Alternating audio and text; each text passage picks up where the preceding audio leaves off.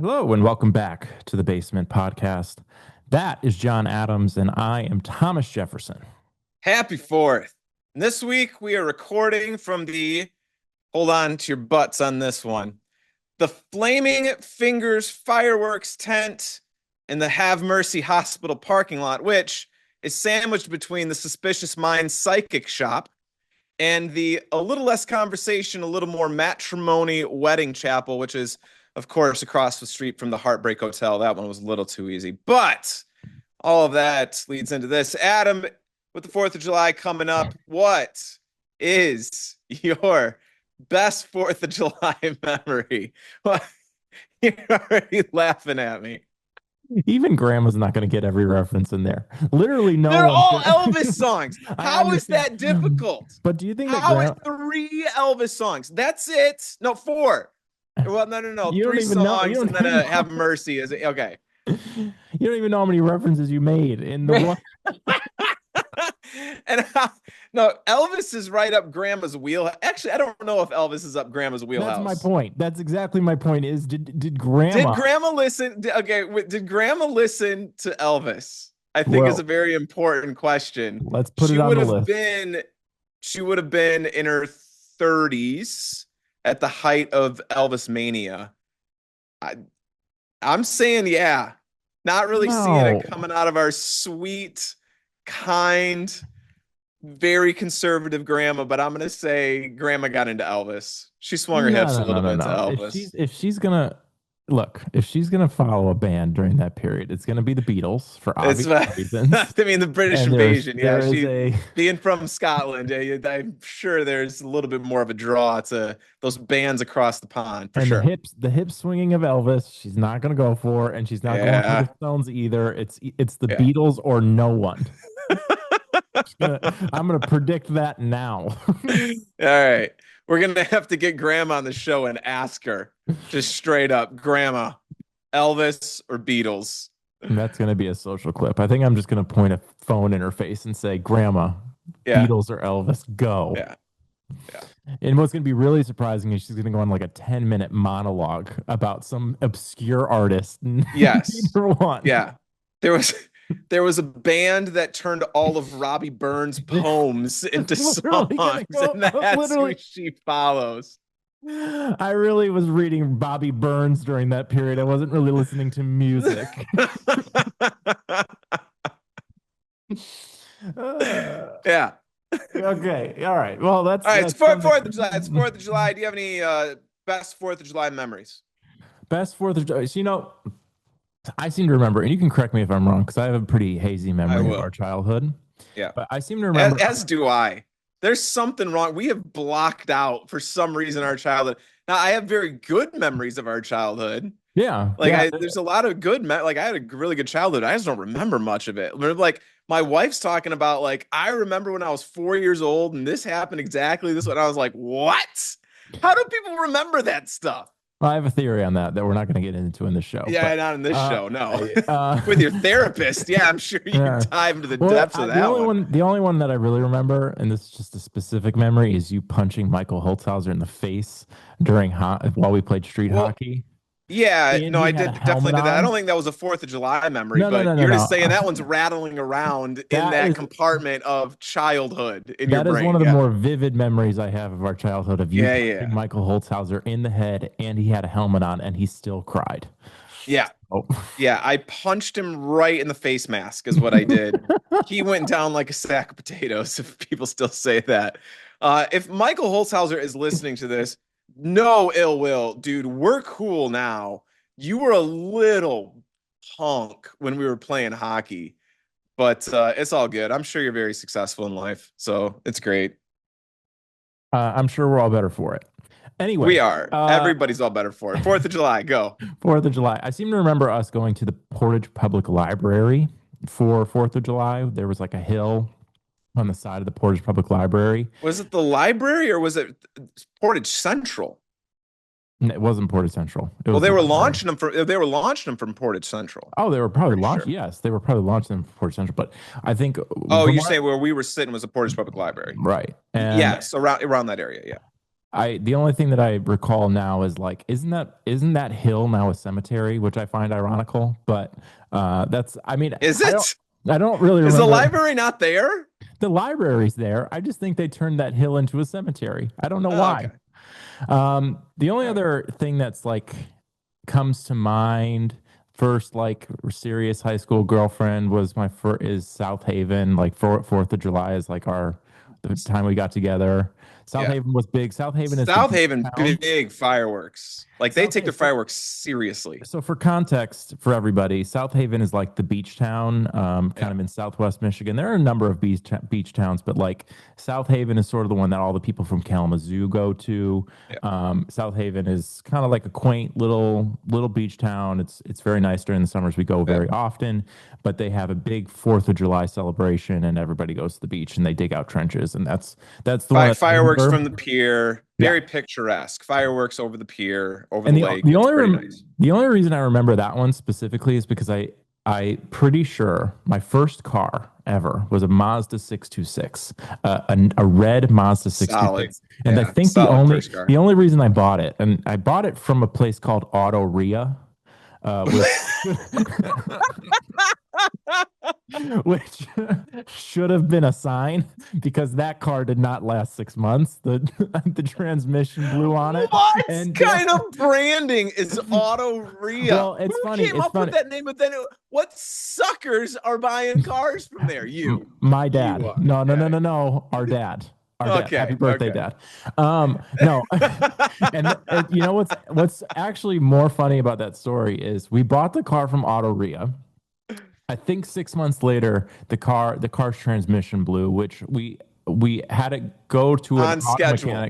auto Yeah. mechanic who said, "Oh yeah, this was probably something that was already a problem when you bought the car." Bought the car. Yeah. Auto Ria was not there 2 weeks after we bought the car. Of course it wasn't. So just on the way to South Haven, by the way, on M43.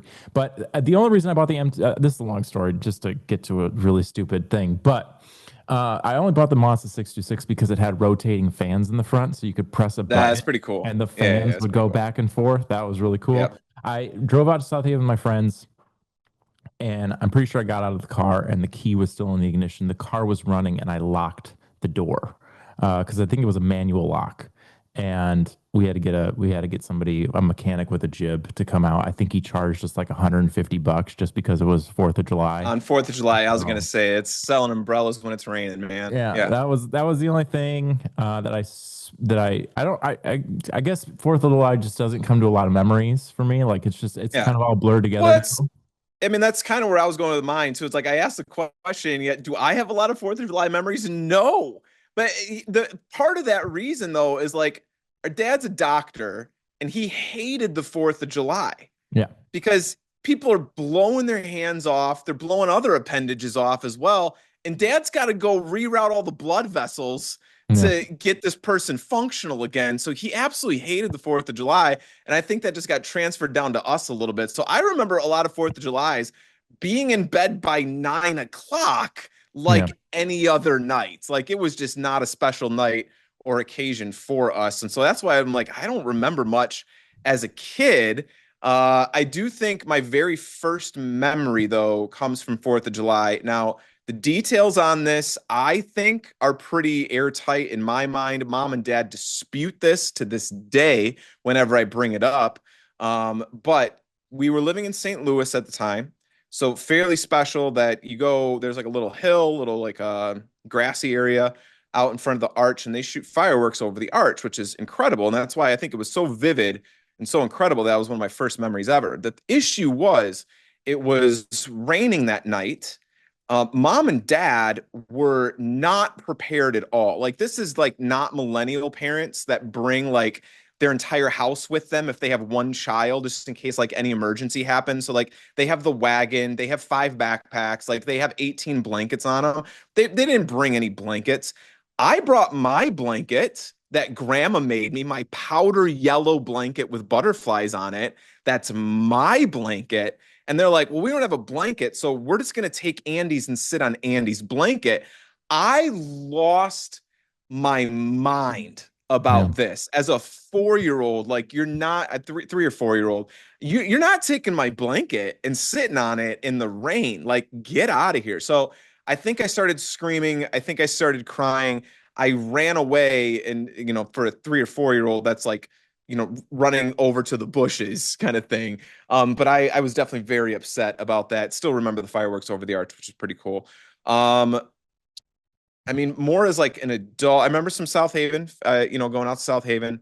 Those are always pretty cool. Going out there with friends, watching the fireworks out there over the pier, over the lake. I remember I was living in Beirut a few years back. And in Beirut, they have something called the Corniche. It's like a little walkway along the Mediterranean there. And there's a drive also that goes parallel to the Corniche. And so went out with friends, mostly American friends. On the 4th of July, we go to our favorite restaurant in Beirut. Uh, Ono is the name of that restaurant. And it's a Lebanese Armenian blend fusion restaurant. Really, really good Oh, food. So we go, yeah, yum. really good. Yeah, yeah, yeah. The cherry chicken was always like my favorite. Really, really good food. Anyway, Despite being allergic to cherries, but yeah. yeah, yeah, exactly. Well, we're gonna cherries are my favorite fruit, and yes, I am allergic. Um, so we go after that, we're driving in the car. It's 1,000 degrees because it's July 4th in Beirut. We have the windows open, and somebody's got a random playlist on, and Miley comes on, and it's Party in the USA. And we are just blaring that thing on the Corniche in Beirut, singing at the top of our lungs out the windows, which I'm pretty surprised Hezbollah didn't like come and stop us at that point in time, but whatever. So that was kind of a special memory. 4th of July in Beirut. Other people in other countries don't celebrate the 4th of July. That No, was yeah. Well, no, come it took me on. to living my very first time in South Korea way back when. Like, you guys do anything for the 4th? Nope. Yeah, I guess that makes sense. Yeah. So I've Maybe. lived overseas long enough now. I kind of like, oh yeah, yeah, yeah, I get it. We're cool. Well, duh. Well, duh.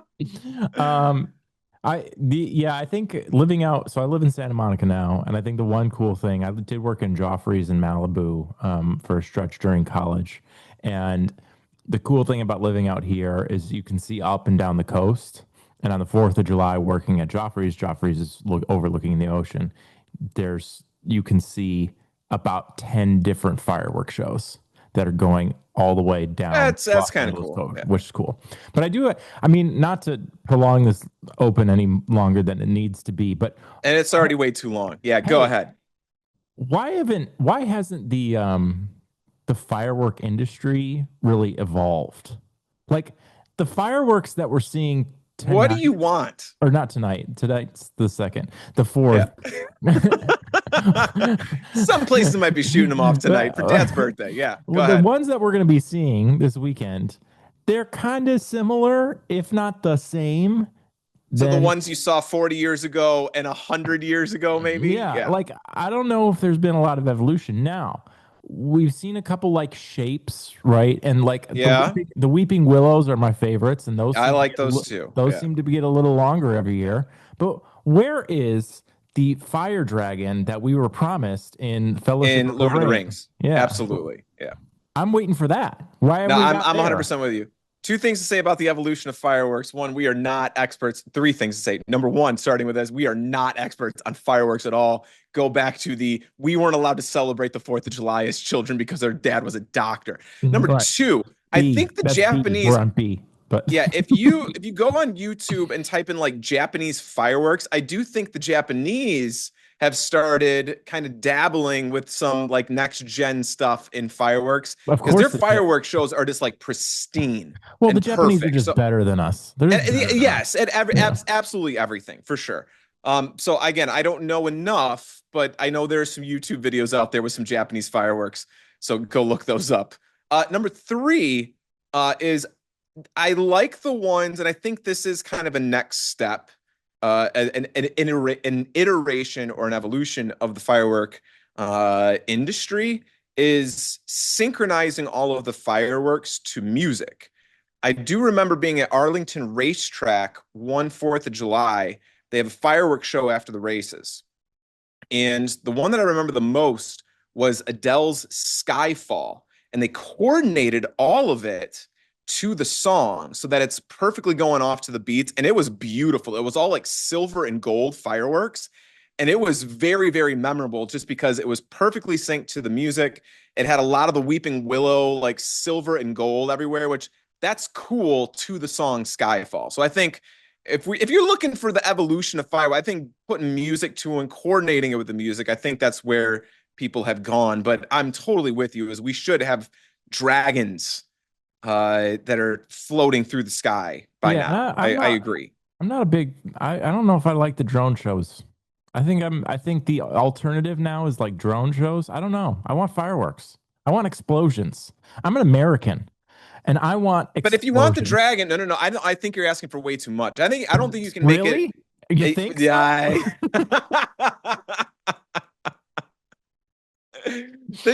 You're gonna get a dragon easier from drones than you are from lighting rockets in a sky. Oh no. I don't know. Maybe I just want a little bit more magic in our lives, everybody. A little bit Yeah. more magic. All right, moving on. Andy, go All ahead. right. This is a sports podcast, so we got to talk about sports. Typically, baseball is the only show in town during the 4th of July, as it should be, being America's sport after all. Although, as I say that, I'm kind of going, is baseball America's sport? I mean, the NFL has overtaken this, right? Like, as much as baseball is doing well right now, and it is, and we're probably going to talk about that a little later as well, the NFL is America's sport. And when did this happen, Adam? It is America. NFL is America's sport. I Yeah, think and when and MLB, why? Major League Baseball, is America's pastime. I think we can make Oh, that that okay. That's a distinction. good way to phrase that. Yeah. Make a distinction there. I don't know when it happened. I would, is it possible that it happened during the last MLB lockout in 1994? Was that So that was going to be my time frame as well. As I think into the 90s, actually, I think you can still make a case that baseball is America's sport. The NFL is on the upswing, but it was really in the early 2000s that it's like, no, no, no, it's the NFL. I It's seem the to, NFL. and I think we remember, we might have looked at the ratings of some of these games, and I seem to remember there being a pretty upward trajectory during the 90s for the NFL Super Bowls. Like, even remember like Packers Broncos being Yes. Yep. John pretty Elway, tight. Brett Yeah. Favre. I mean, that's a big headline right there. Yeah. Those are some The headliners that are able to late, sell that. I think the late 90s is really where the NFL emerged. Yes. Again, we go back, I mean, referencing ourselves here, but like during the 90s was a pretty good stretch for football and basketball, I would argue. I mean, basketball was at its peak Yes. popularity with Michael Jordan. Yep. MLB took a little bit of a receded a little bit, and that could be due to the lockout that they had. I don't know, but what would The home run chase kind of there was a resurgence and more interest in baseball because of the home run chase. But then I think I'm gonna add to the lockout did hurt. And I'm going to use our father as an example. I think dad was really into baseball until the lockout. And then he said he hasn't watched baseball really since the lockout. The other, the 1-2 punch, the second part of this was the steroid stuff that starts coming out in the early 2000s that kind of tarnishes some of these records that are broken, that just tarnishes the sport in general when they're parading Rafael Palmeiro in front of some congressional hearing and Sammy Sosa as well. And then Sammy forgets any English word ever in the hearing. So it's like, I think some of that damages the reputation of baseball, which allows the NFL to kind of emerge as, okay, now this is our sport as a yeah, culture. Yeah. yeah, yeah. I would agree with that. I think it's interesting. I'm unrelated point to the thing about sports calendars. I think people are getting better about sports calendars. Bill Simmons talks about this a lot. Of just like we generally seem to think that baseball owns the summer, and to an extent they still do.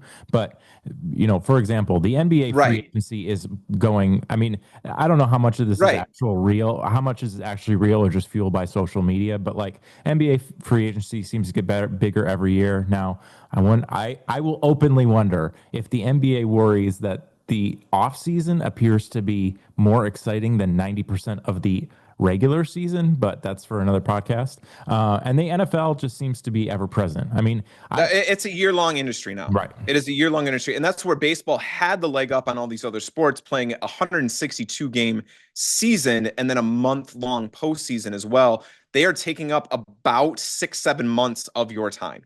Right. And no other sport could kind of hockey and kind of basketball, longer seasons as well, not games wise. You're not playing every single day the way that baseball is. But the NFL was a shorter season, games and months. If whether you're looking at the calendar or whether you're looking at games played, obviously the NFL has to kind of stretch out a ton of material. And they do that with the draft, with free agency. They make OTAs a big thing. Like everything is high publicity. This is a top story now the entire year. Yeah, and so that'd be an interesting podcast just to look at the evolution of the news cycle, talk about the Yeah. news cycle and how the news cycle maybe shifted how sports leagues treated their calendars. Because now there's the news cycle kind of like broken. It's just like whatever's happening right now. And I think the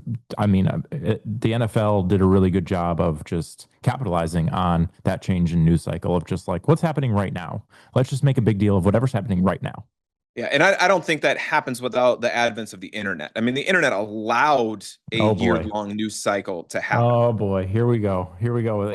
One of my theory of everything is the internet. Yeah. We don't have to go into that. My theory of everything is it's always comes down to the internet. We live in the day of age we live in because of the internet. Everything can be explained by the internet. We need to change topics immediately before Andy goes on an internet tirade. Please move on to the next. Yeah, the internet ruined everything. All right, so whatever. Okay, but baseball typically owns the summer, owns 4th of July. This year, it is competing with the World Cup hosted here in the United States of America and Canada and Mexico. Adam, I have 3 questions for you. Number 1, are you following? Number 2, what is your level of interest? And number 3, on a scale of panda bear, which is very, very low because they're probably the dumbest animals ever, needing humans to help them mate and whatnot. From panda bear to Pele, who was a very, very good soccer player from Brazil, case you don't know. Yeah. Where would you rate your football or soccer knowledge? Go. Am I following? No. What level of interest? Little to none. Panda bear to Pele, mentally impaired panda. End of segment. Look, okay. Yeah. I tried to watch the United States, Herzegovina, Bosnia-Herzegovina. Yeah, very good. Yeah, you almost got that country's name right. That's very good. I knew I was screwing it up from the beginning, but I was close. I tried to watch it yesterday. I had it on in the background, and I just couldn't get into it. And we will, again, Philip Airtime, pay attention, write this one down. We will talk about which sport is best suited for television in the modern day. It ain't soccer. It's not soccer for the United States of America. I was gonna say you have to always put this in context of it's just for this country. I have lived everywhere all over the world, and everybody else loves this stuff. Eats this stuff up. I'm going to ask you the same 3 questions that you asked me, but I will say as a final note to my soccer analysis is just like, I think that if I were at a game, the presence of the soccer fans and just the constant noise and the constant involvement, and they all seem just really engaged. I think a soccer game would be really interesting to go to, a World Cup fun to go to as a sociological observation, let's say. Yes. With Brad Breams, I will go with Brad Breams. Who would have thought Brad Breams would be just dropping in every episode? Trinity, my gosh. Trinity, that guy must have had a big influence on you as your sociology professor in your first year of college. There was a really cute girl in that class. Brad Breams going to the World Cup game with me. I think I'd want to go to a game. Mackenzie McRippin from Legends Attic is at a game right now. She's at the Spain game. Spain currently game. Playing at SoFi Stadium, and she looked like she was having a great time. She was sending me videos to post on social media. Cool. I think it would be cool to go to a game, but I couldn't get into watching it. Okay. Sorry, soccer fans, and sorry, Mackenzie, you're a Well, big soccer fan. So I mean, here's following up on that. Every World Cup, there's talk about how soccer's gaining popularity in the United States. Apparently, everybody else besides you, I don't know, how like this is like the best time for soccer in the United States. How this will increase interest, not only in the MLS but the European leagues, the Premier League, yeah, in you know why particular. it's the best. You Are know what's the you best time for buying the soccer? narrative? You're apparently not buying the narrative. You're You going to know what? jump the question. You're Yeah, not you can. buying the narrative. You're saying that people won't stop suckling the teat of the NFL and switch to soccer. Go Yeah. ahead. You know why it's the biggest thing? You know why it's the best time for soccer? It's because Because it's right now. the biggest competition in the world is happening right now in America. That's the Yeah. only reason. As soon as it's over, everybody's going to go back to not caring. Yeah. Your answers to all these questions. Go ahead. Are you interested? You've lived in other countries. That's uh, Good transit. I'm going backwards. yeah. Okay, fine. You've Yeah, we're lived in going. a Okay. number of, you've lived in another number of other countries. Yeah. Has soccer rubbed off on you? When I was in Brazil, the interest was a lot higher than it is now that I'm not living in Brazil. But that's due to a couple of things. Number one, soccer is a religion there to the point where we got off days of school when Brazil was playing in the World Cup. So I was in Brazil, living in Brazil during the last World Cup. And the days that Brazil played, it's just, oh, you just cancel school. And the whole town just shuts down. Everybody's at a essentially like a bar or restaurant. Everybody's over at somebody's home. Everybody's watching the game, and they just go just berserk, like just absolutely wild. So it's a little bit difficult to not develop an interest in the sport when that is the culture that you're immersed in. Like I am a fish in that water, and so you just start swimming in that water. A little aside, I lived in Belo Horizonte, Brazil, and uh, the one of the local teams. There were three local teams in the area, but one of the local teams when I first moved there, it's called Galo. They have black and white jerseys. They look like referees, pretty much. But Galo was like the number one team in the Brazilian league, and actually one of the best teams in all of South America because they have like the one of the cups in South America. They won that. They won the league in Brazil as well. Whenever Galo played, you knew when they were playing. Okay, because whenever Gallo played, when they scored, people go to their windows, open up the window if it's not already open, and start shouting. "Yeah!" The entire city. It's a city of like 4 or 5 million people, and they're all shouting Gallo out their window as soon as Gallo scores a goal. So, I mean, it's kind of fun. You always know when they're playing, even if you're not watching. It's like, okay, Gallo just scored. They're doing fine. So, I wonder if but Vanilla no, Gal. that's a fun atmosphere to be in. When the entire community is involved in it, when they are uh I have a motorcycle that is just slowly rumbling down the street right now. This is like shades of my first day of kindergarten when mom's filming me. Don't worry. We're Something gonna that you haven't hopefully put that on the podcast at some point in time. something that you haven't figured out yet is that the microphone has like a loudness Oh sensor. yeah, yeah, So yeah, when yeah, you like a register. scream Yeah, I into got the it. mic, when you scream into the microphone, it No, I actually know you're cuts not out gonna. the I know. sound. No, I completely got it. Yeah, yeah. But I hopefully everybody heard the motorcycle that's just creeping down the street right now. Anyway, so like I was into a little bit more in Brazil because it was part of the culture. The other part was this: is my best friend Daniel in Brazil. He's from North Carolina, but he is just a fanatic.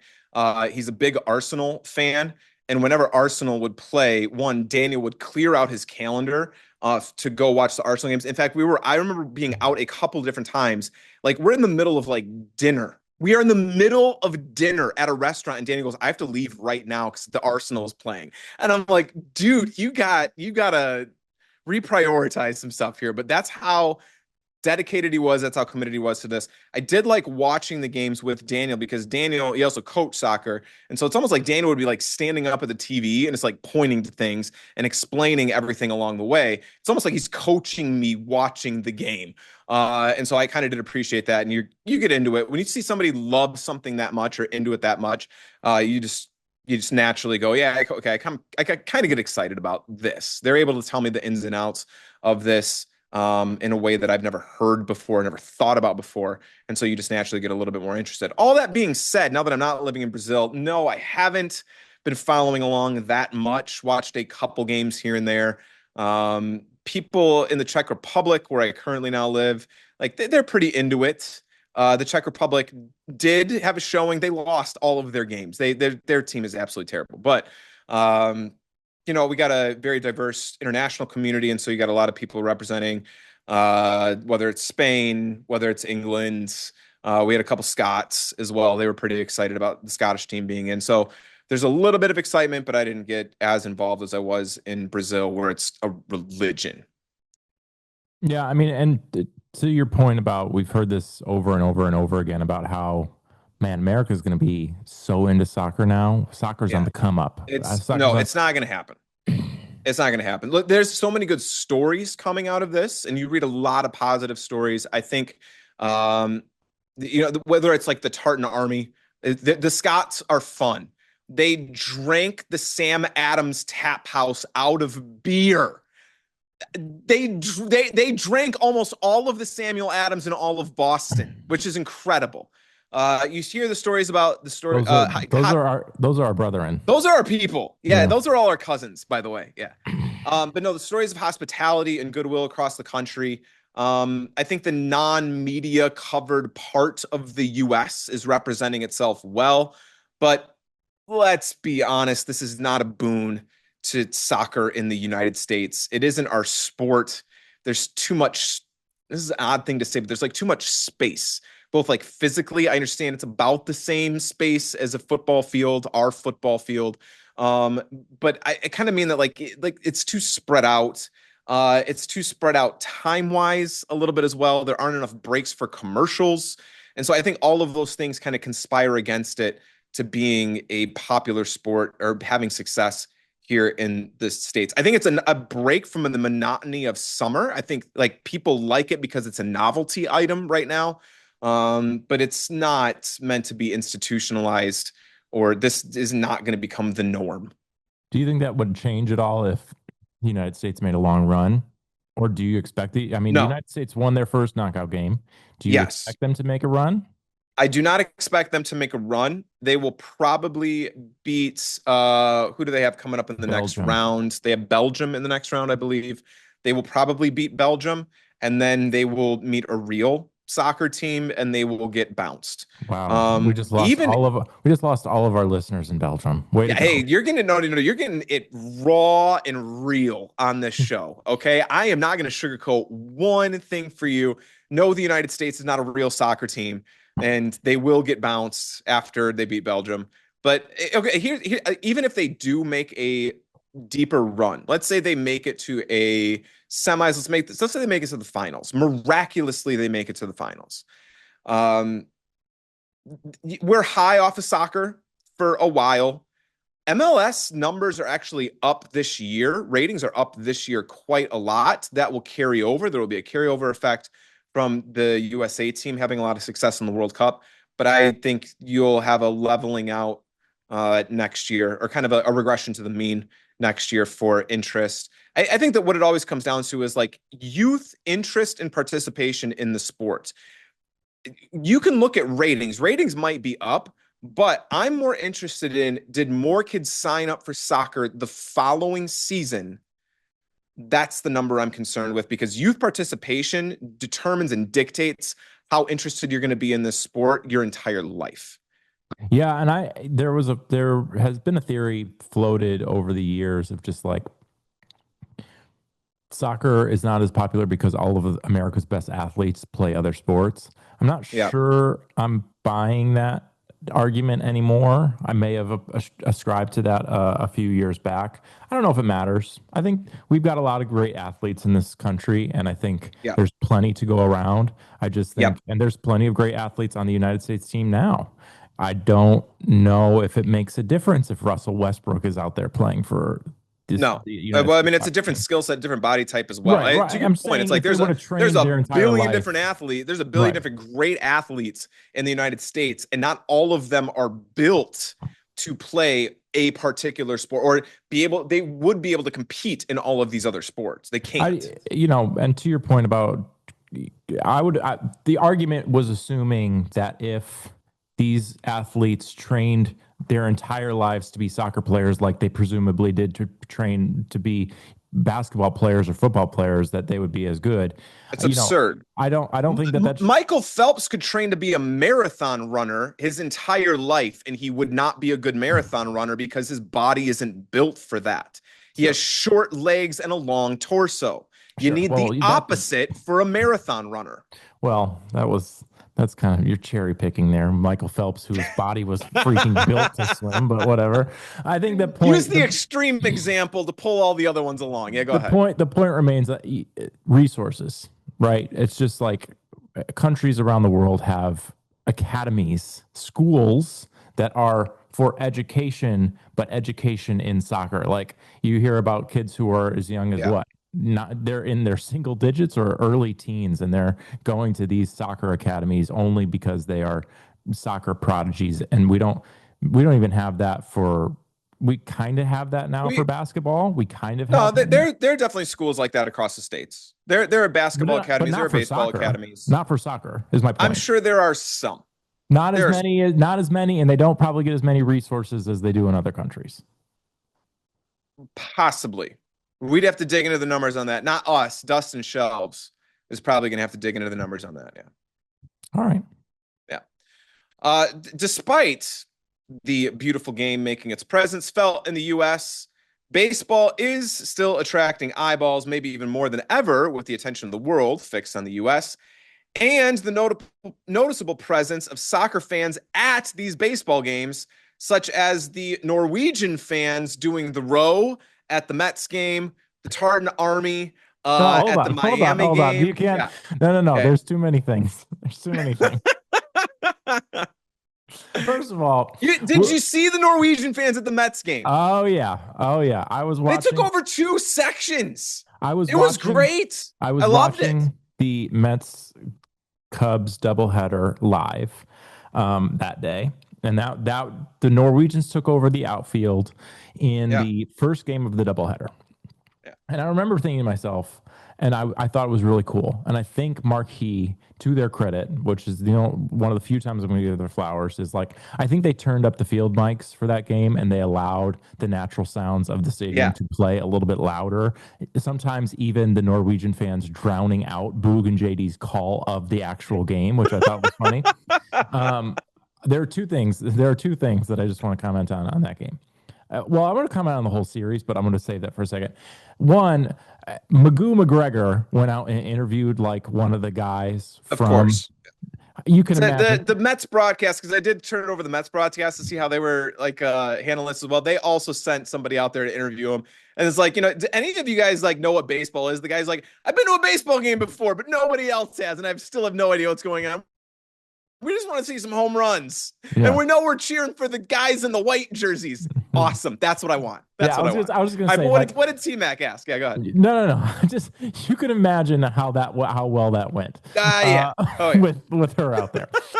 Number 2, and I'm just Mets fans, do better. Come on. I know you guys are having a rough season, but look, it's a day game. You were given a gift. It's a makeup game, and you were given a gift. Yes. If you're sitting behind home plate, you get your butt up and you go and sit with the Norwegians out in the outfield, and you do everything they tell you to do. Everyone in Citi Field, you get up no matter where you were sitting, and you go sit with the Norwegians, and you do everything they do. That is a missed opportunity by you depressed Mets fans for not going out there and joining in on that fun. Absolutely. You have to see where the spirit of the stands is moving, and you got to join it. And right there, you had a whole bunch of blonde-haired Norwegians doing this and speaking a foreign language, but you got to join them. Yeah, like that's what you have to do. You definitely have to join them. Like, it's the same.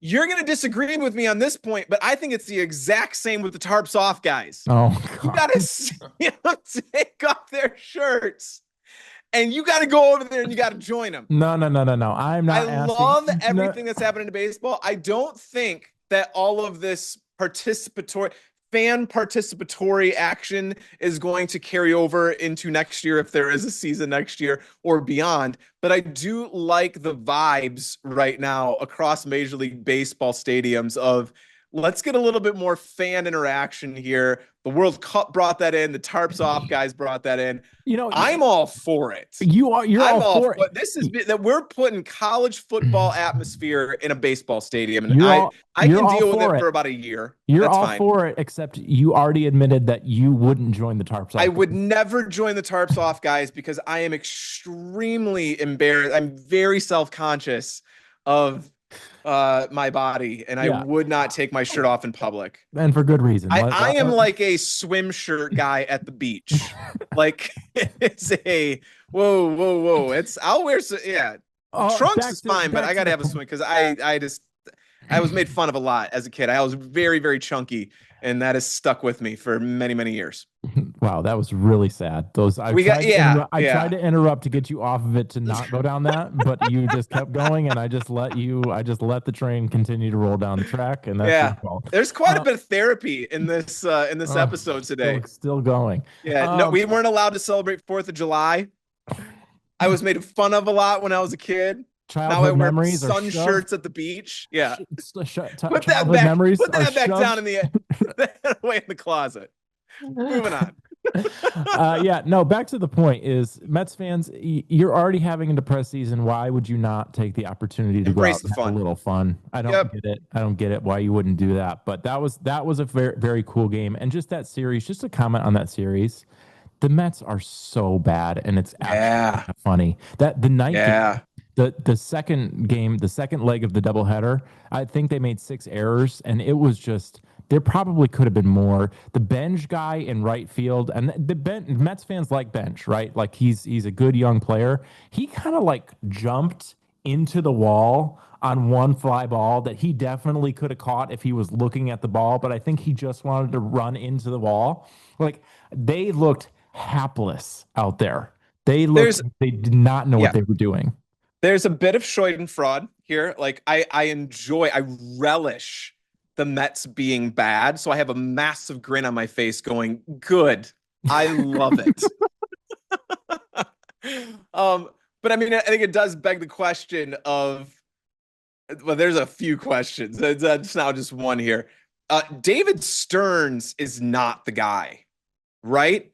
And Steve Cohen came out and said, I'm not firing David Stearns. That's not even, we're not going to have that conversation. He came out and said that this week. But you got to look at Stearns has been at the helm now for 3 years, and this is getting worse. So, like, it can't, like, David Stearns was probably, if for those unfamiliar, David Stearns coming from the Brewers, small market team, did wonders with the Brewers, built up that franchise to be what it is today, perennial performer, perennial contender. He's not doing it with the Mets. There's something that goes on with like going from that small market to a big market. Now, Andrew, what's his name? Friedman. Dodgers. I'm embarrassed. There we go. Friedman. He was able to do it with going from Tampa to the Dodgers, but I'm not sure all of these guys can do that, is having the small market mentality and bringing it to the big city lights, where they do have money and they can start spending profligately. This is where my ignorance is going to come in. I don't know what type of proprietary technology that these organizations have that, Stearns can't take That's a from the great Milwaukee question. Brewers. No, it's a good question. I mean, Andrew Friedman clearly was either the mastermind or he actually understood what was going on in Tampa Bay. Tampa Bay has been able to maintain for the most part. I think they had one bad season, but they're obviously top the AL East right now, Perennial, despite me praising perennial the Yankees contenders. last Yep. week. Like they clearly have been able to maintain. Andrew Friedman was able to transpose whatever he was doing in Tampa Bay with money. Now with the Dodgers, he's able Yes. to do the exact same thing.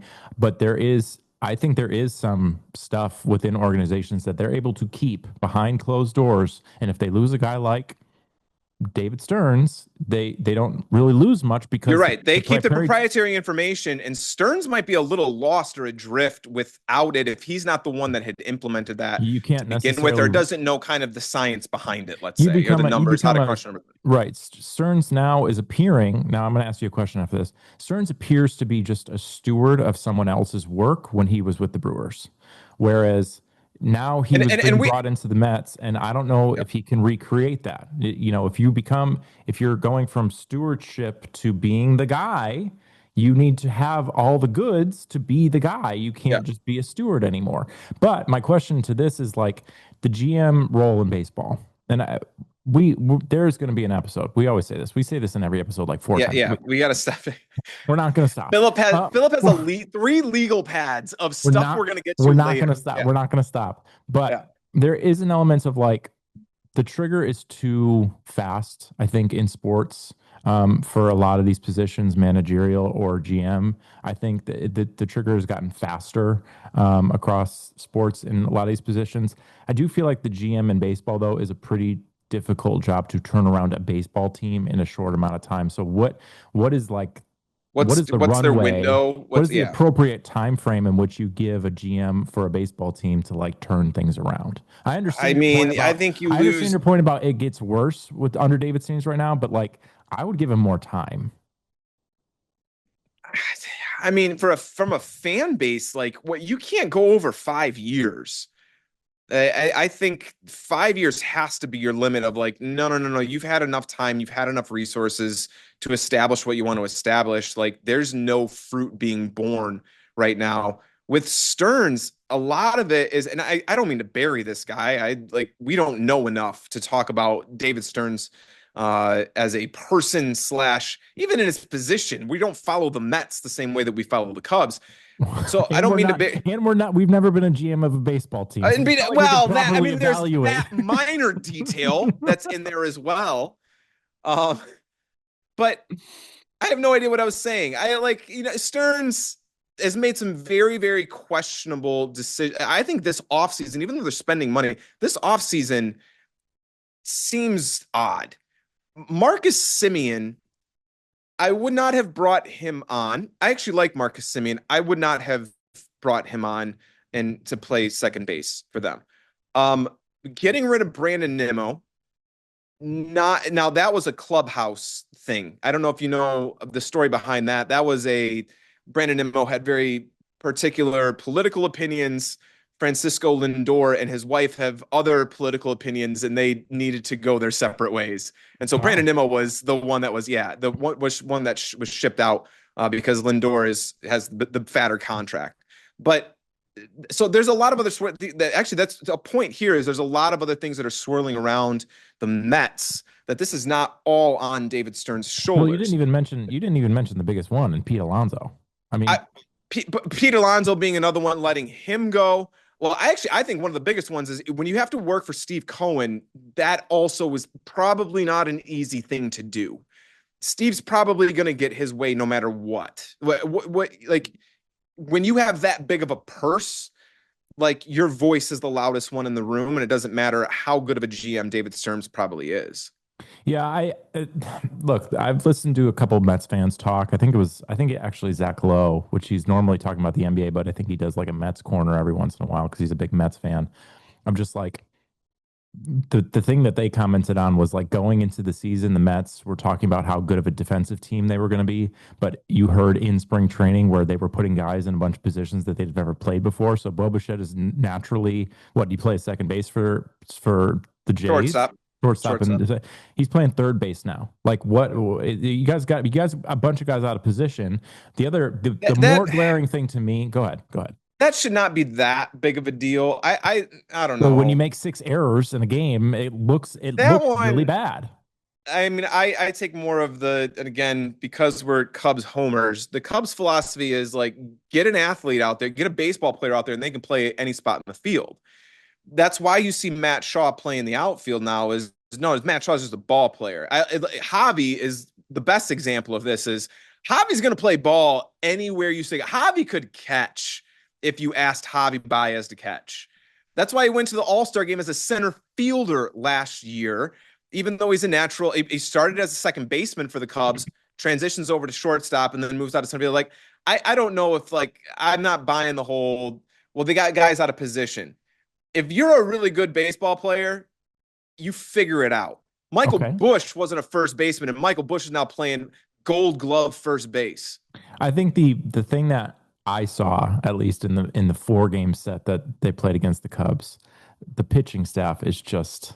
I mean, when you make Bad, bad, good look, Dansby Swanson's coming bad. on, and we should probably talk about Dansby and Mookie Betts and just kind of their resurgence. But like when you make look, it was so good to see Dansby could hit a fastball down the middle, and he Yep. got like 9 of them in that Yeah. series. It's Yeah. because the Mets guys were missing their spots, or they were He's just throwing the wrong throw it pitch, the there. wrong side. Like, Yeah, what are you doing? yeah. No, Like, you got to be smarter in this. the pitching, and you talk to any Mets fan, I think they'll say, "Yeah, we don't have any pitchers. Like we don't have anybody," No. and that's the more glaring issue than the defense, I think. Oh, yes, their pitching is their biggest black hole. They got a few black holes that are spinning around in that franchise, but the pitching is the biggest one for sure. Yeah. The You had Cubs a are you turning had it on though right now. The Cubs have looked very good, 9-1 in their last I'm 10. not. We're not the bipolar Cubs. I don't know if we should touch that right now. Yeah, you're We're gonna right. look You're bad in right. a week. I'm not buying it. I'm not buying it. Anyway, Oh, well, okay. Flowers to Dansby Swanson. He has raised his batting 3 home average. runs in the when we're recording this on July 2nd. When they played the Padres yesterday and scored 23 runs, Dansby had 3 home runs. Yeah, And he hit a grand slam off a position player tossing, throwing from the bump. That's really hard to do. A guy throwing 70 miles an hour up there, like that's hard to do because that you was have to generate all of the force to get that ball out of there. the ticker on the pitch. The pitch speed said 45 miles an hour. The one that he hit out for the The one that grand he hit, slam. yeah, it was an ephus. Yeah. That is so much force that you have to, but it's like good on Dansby because that is not an easy thing to do. Dansby Swanson has raised his batting average, I think, around 30 points within the 40, last. I think. About 30, about 30. Yeah, Within the past about three but it weeks, was and then cellar dweller in 2 weeks. Now it's not good, but flowers to Mookie Betts as well. While we're shouting out guys who have really turned things around, Mookie Betts has raised his average 60 points in the last 3 weeks. that is impressive. He was batting 180, I believe. He's now up to 240. He was batting 180 in the middle of June, and What's now he is up to 240.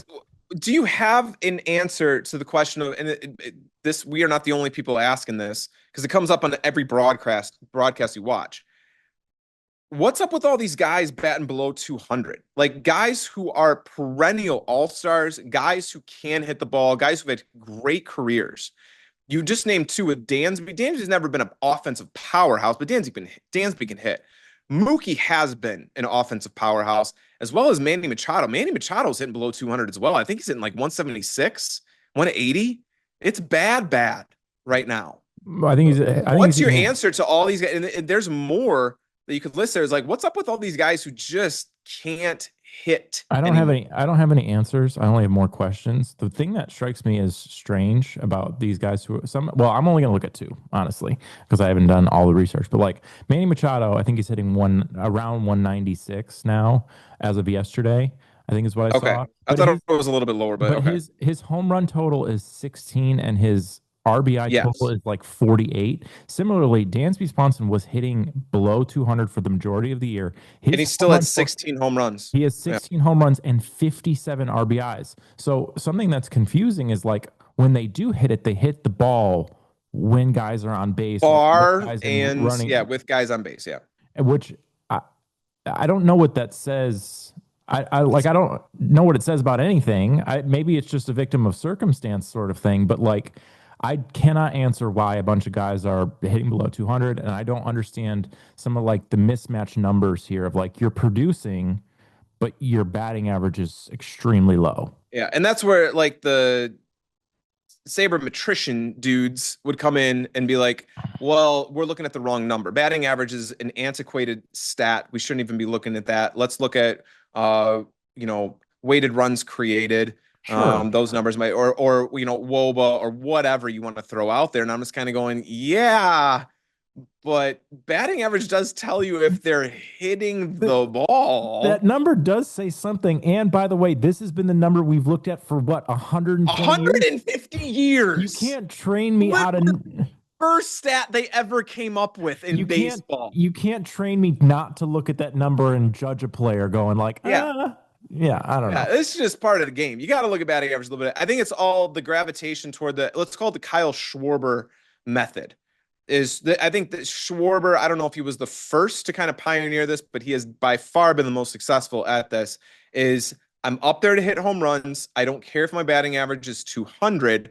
Every single ball I hit will be over the fence. Yeah. And in that, it is a very Kyle Schwarber is one of the best players in the game, even though he has a very low batting average. It's a little bit higher this year, but traditionally it's low, and he's great. Yeah. He's Well, really, really great. you mentioned something that I'm going to come back to. You mentioned something about you made a comment about how there might not be a season next year. And we've been talking about the broadcasts and what they've been focused on. Do you find it interesting that they don't talk about the impending lockout? Like We don't hear about that it at is all. the biggest elephant in the room. It is an 800-pound gorilla that's just sitting out on the field, and nobody talks about it. I have no idea what that means. That's a pretty constant theme on this show. We don't really know what this means. The constant theme is I have no. Here's a great question. What is it? I don't know. I don't know. Which makes for a great podcast. Thanks for listening. Don't worry, we're gonna throw some darts and some theories, but we just want you to know from the get-go, we don't know jack. Yeah, that is very, very clear. We're making that very evident. Look, it is in the background of everything. You will, if you're following this stuff at all, you will see little tidbits here and there of like, the MLBPA.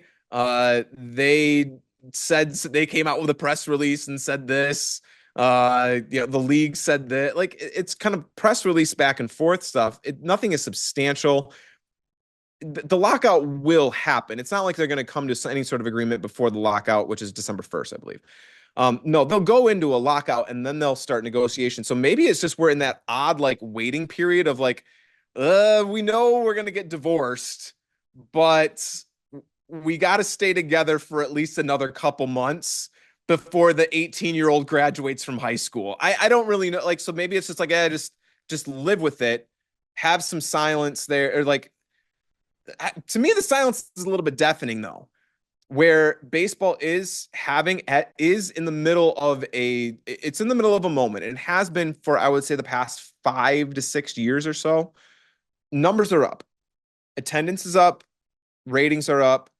And I think, as we've said before on here, that definitely benefits the players, I think, because the owners don't want to break that momentum. Well, but again, nobody's really talking about this. It never comes up on a broadcast. It's well, just, no evil, hear no evil, say no evil. As the listener knows, shout out to Grant still. I don't know if he's listening anymore. Maybe we scared him away. We watch a lot of the marquee broadcasts, and we have wondered aloud, probably not on this podcast yet, but we've wondered aloud privately in Andy and I's conversation about, we think that the Cubs organization, because they own marquee sports, often feeds talking points, positive talking points to the broadcast very, very often. And my only theory to this would just be the MLB sending a league-wide memo. And by the way, the league controls that's exactly the league controls a lot of the broadcasts. They've been buying up a lot of the broadcast. They've been taking about over half a lot of of them, the broadcasts. almost half. Yep. I wonder if the league just said, "Hey guys, don't talk Mom's about the word. Don't talk about this on the broadcast." You're not going to talk about it. Absolutely. And I think that is the most plausible explanation or theory to what's happening here, because I will watch a lot of Twins broadcasts as well. They don't talk about it, but that is a league-run broadcast. And so you're absolutely right. I think it's just a memo, almost probably a league-wide memo, just saying, hey, we're not going to talk about it. And that's why you don't really hear anybody in the booth bringing this up. It is not one of those sideline reporter stories. They don't give you an update on the labor Right. negotiations, just because it's like, hey, mum's the word. All right. We're not gonna address this. Let's just keep the good times rolling. Yeah. Before we go to break, though, you said like, oh, this could be good for the players. Do you have with the attention increase for baseball in the moment, kind of maybe not in the sun, but in more sun that they've had recently? Do you think that that affects the labor negotiation at all?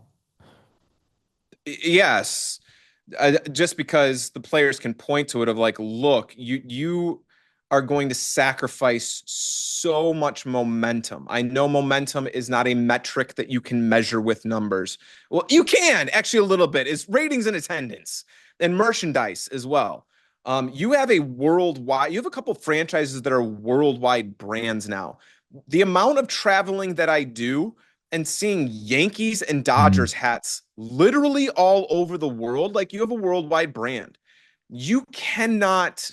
Now, the brand will probably survive because it's not like those people in the Czech Republic are watching baseball. They're not. They just want the New York Yankees logo on their hat. So it's not like you're losing viewers if you, in the Czech Republic if you go on a lockout and you don't have a season next season.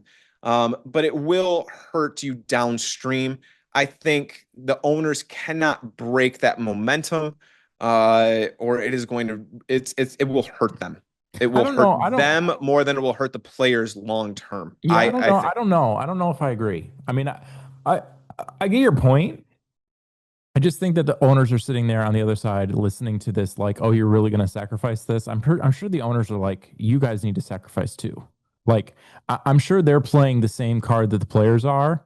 I don't really, again, I don't know anything. That's true. It does cut both ways. But I do wonder if they're, and I don't know the rules. We need to get Jeff Passan on the phone for this, but like, Yeah. I do wonder if there's an opportunity here of like, can we just find a continuing resolution? Like the one thing that Jeff Passan always comes They, back to. they'll kick the can down the road a little bit more, just like they did with the last collective bargaining agreement. Yeah, the Jeff Passan always points to the reason that he's been holding out like there's not going to be a lockout is because of this television contract that's happening in Yeah. 2027. Like he Yeah. always points to that as like they cannot do a lockout right before they negotiate TV rights and this huge package that MLB has been planning for now for years since the RSN started going bankrupt. Like Yeah. I do wonder if the differences between the owners and the MLBPA are clearly very big. I just wonder in politics talk, they talk about continuing resolutions. You just push the bill down the road a little Yep. bit, 90 day, 45 day, whatever. I wonder if there's an option for that for the MLB of just like, we're not going to do a full CBA. I don't even know the terms. Is it 5 years, 3 years, 7 years? I don't even know.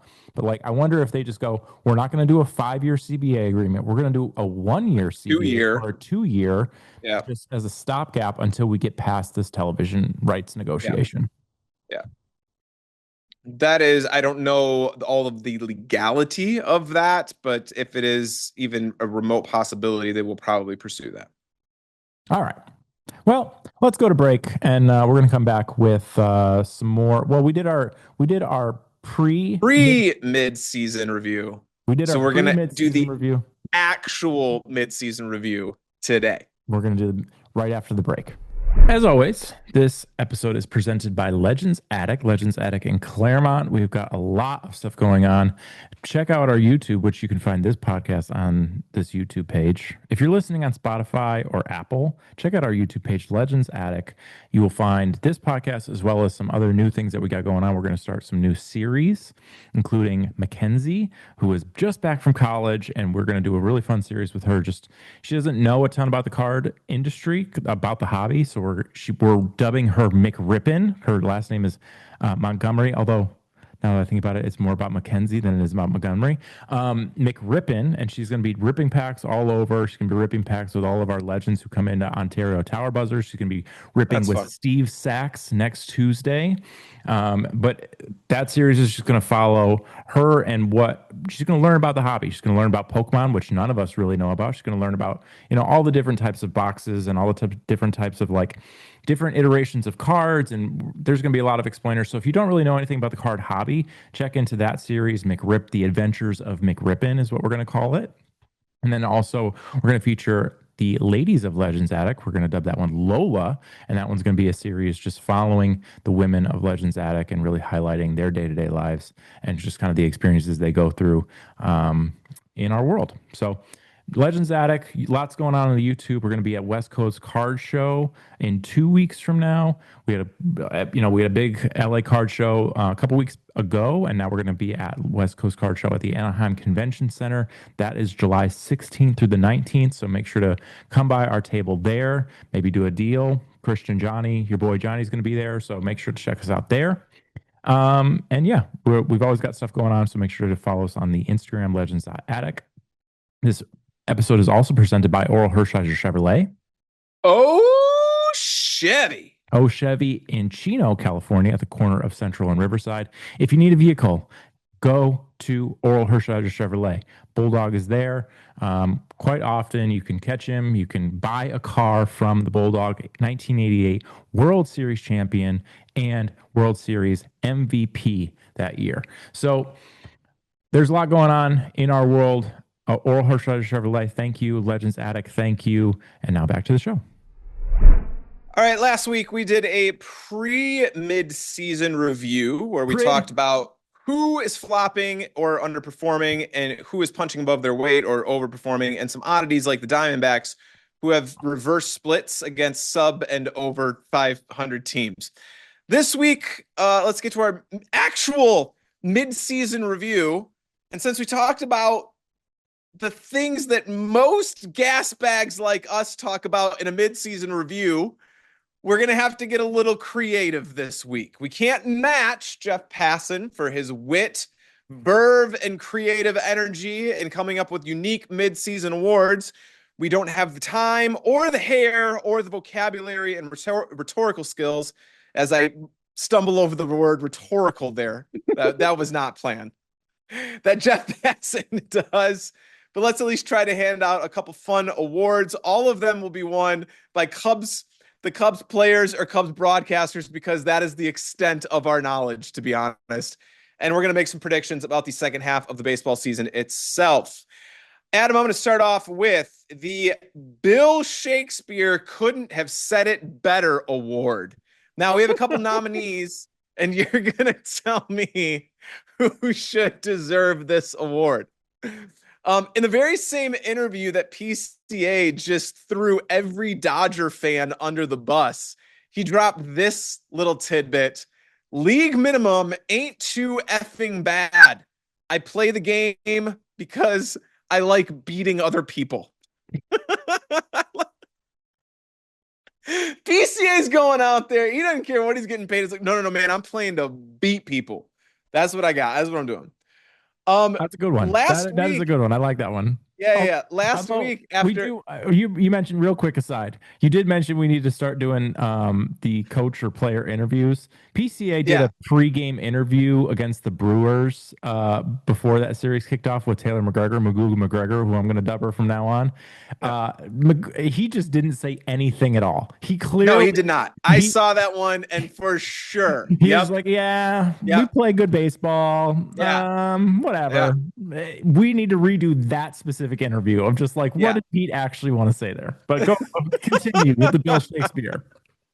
Okay, next nominee is going to be David Ross, former manager of the Cubs. He has been floating around since he was relieved of his duties there, doing a little bit of broadcasting. He was the bullpen coach, I believe, for the Team USA in the World Baseball Classic as well.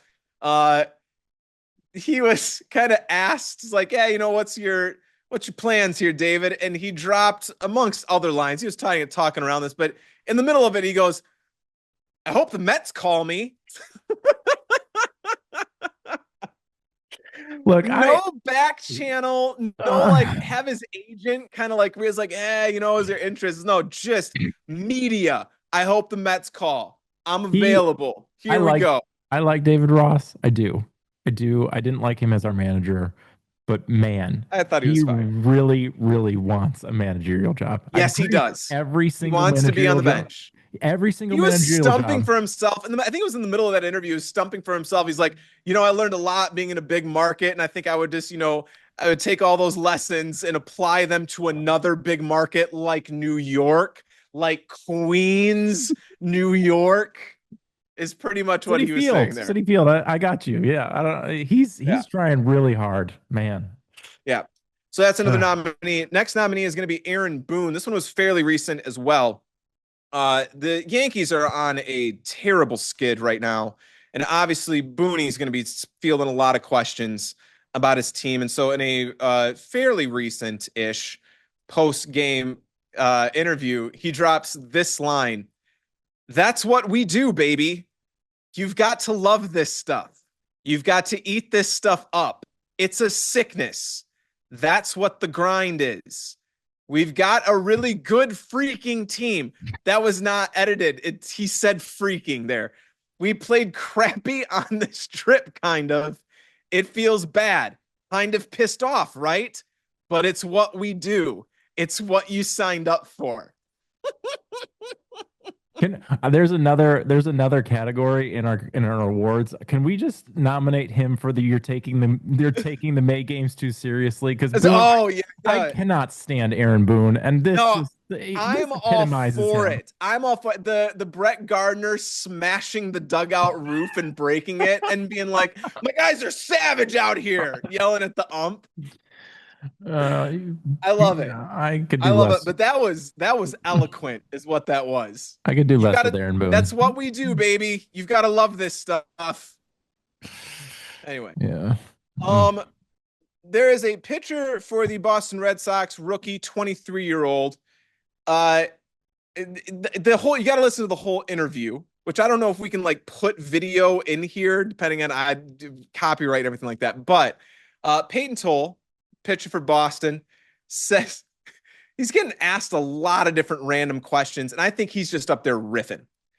And so in the middle of this interview, he's like, "Yeah, I was at Sam's Club or whatever," and somebody who I don't know, how do people do Boston? Do they not have Sam's Clubs?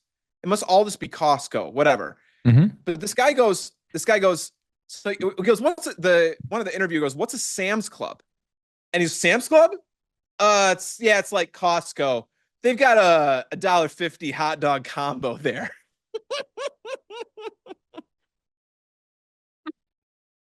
Uh, So with the family there, doing a lot of dinners there. What was the line? Sam's Club? Yeah, it's like Costco. They have a $1.50 hot dog combo there. Taking the family there. But if you go watch this interview, this guy, by the way, is the Gen Z version of Ron Swanson. all right. Like the look, head to toe, his demeanor a little bit. He is trying to pull off a Gen Z Ron Swanson, is what he's trying to do. All right. I'll So have to go check that one out. But my winner, I don't know if we're picking winners right yeah, after. no, those were the nominees. So you got to pick a winner. Who is winning the Bill Shakespeare Couldn't Have Said It Better award? Aaron Boone comes in last. Oh no. Yeah, I can't stand. Just That one's the best one for me for the irony of it. The whole award is the irony, and Booney's not saying anything eloquent there. I like Peyton Toole. I've never heard of this kid, but I'm a big fan of Watch Sam's Club. the whole interview. Yeah, Yeah. love to watch the whole interview.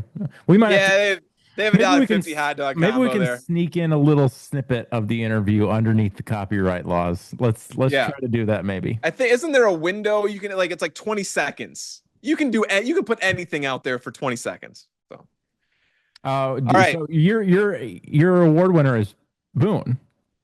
Ah, maybe. It might be Booney. David Ross is just sad to me, so I don't know if I can make him the winner. I like PCA. Whoa.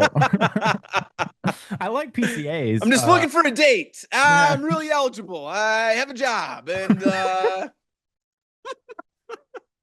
have a car. And Jeez. swear I'm not doing drugs. So it's good.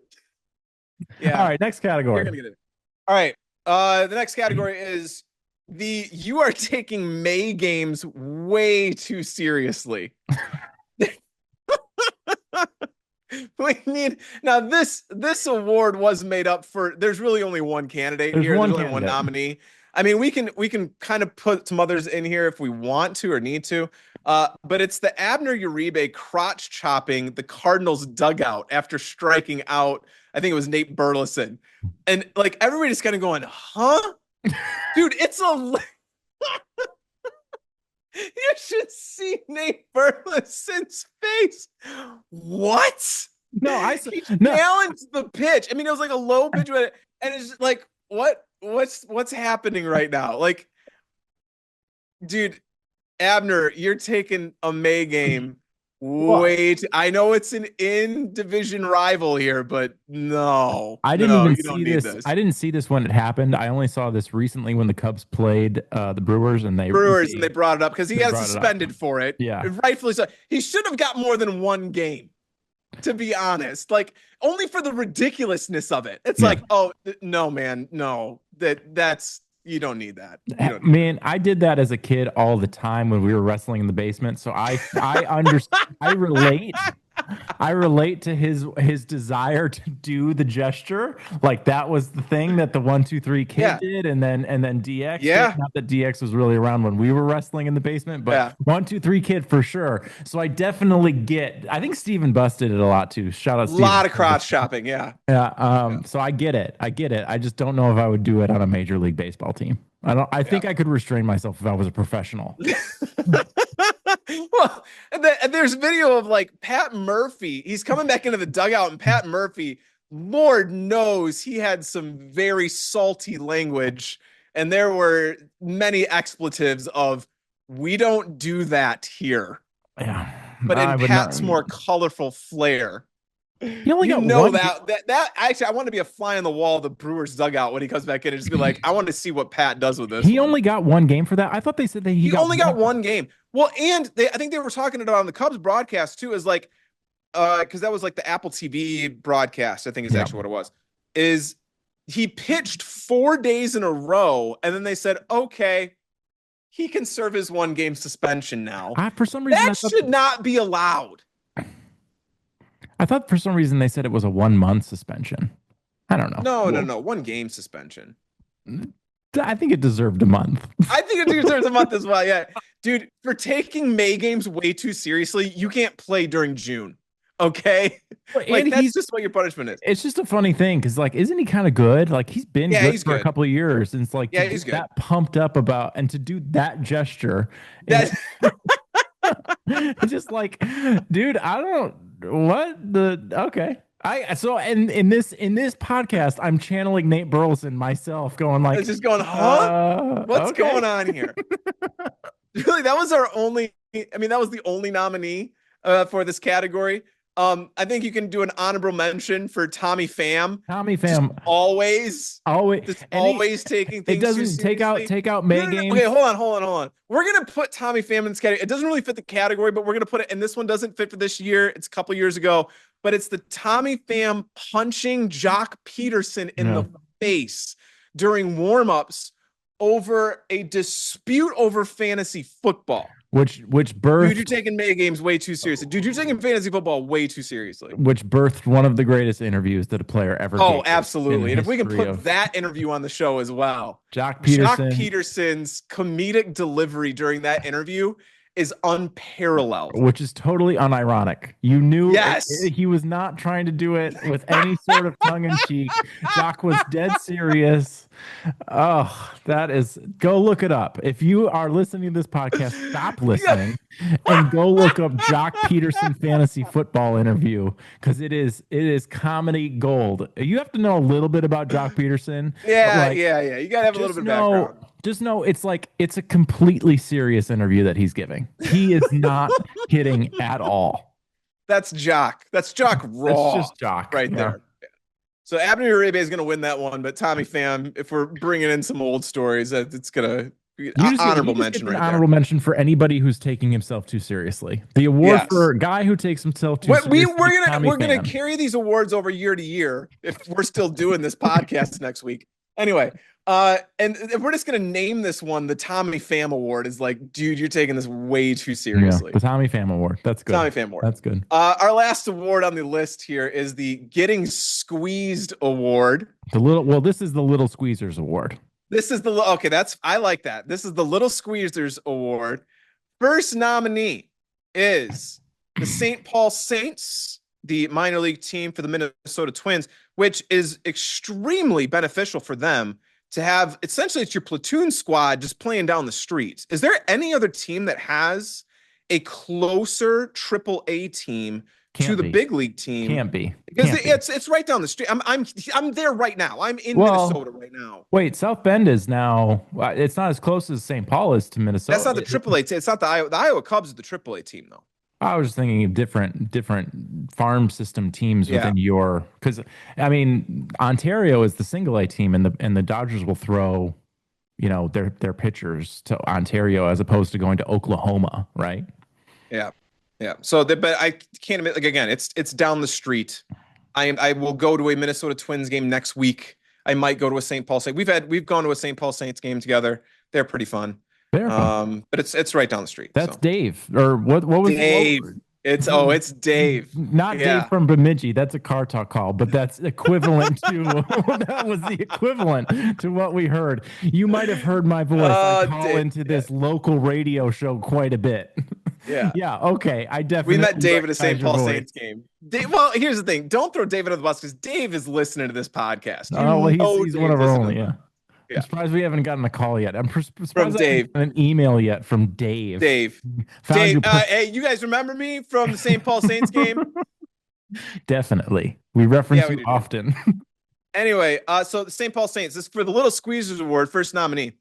St. Paul Saints, 7 combined pitchers issued 20 walks in a single game against the Worcester Red Sox. It blew past the major league record of 18. 20 walks in a game. Would you ascribe to the Jim Deshaies rule of if you give up 10 walks as a pitching staff, you immediately forfeit the game? You lose. They would have lost 20 walks. They would have lost 2 games in 1 game. 20 walks 20 is absurd. walks. Is absurd. Think about I'm just thinking about the fans at that game.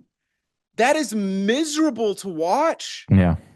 I don't know if this was in Worcester or was it in St. Paul, but wherever. That is a miserable game to watch. I wonder what Dave was saying. I wonder what Dave Dave was there during that game.